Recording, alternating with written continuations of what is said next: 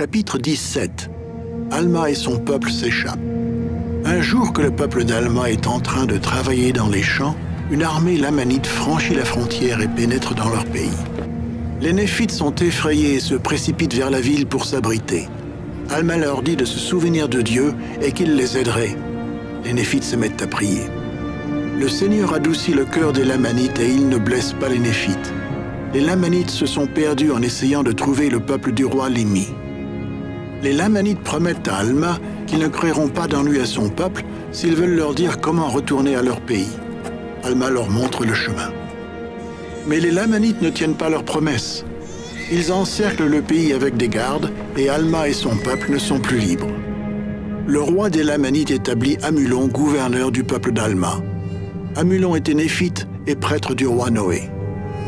Amulon fait travailler très dur le peuple d'Alma. Il prie pour avoir de l'aide, mais Amulon dit que quiconque sera pris en train de prier sera mis à mort. Le peuple continue de prier dans son cœur. Dieu entend ses prières et rend les gens plus forts de telle sorte que leur travail devient plus facile. Les gens sont joyeux et patients. Dieu est satisfait de la fidélité des gens. Il dit à Alma qu'il les aidera à échapper aux Lamanites.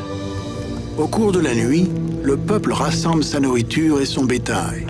Le lendemain matin, Dieu maintient les Lamanites endormis pendant qu'Alma et son peuple s'enfuient de la ville.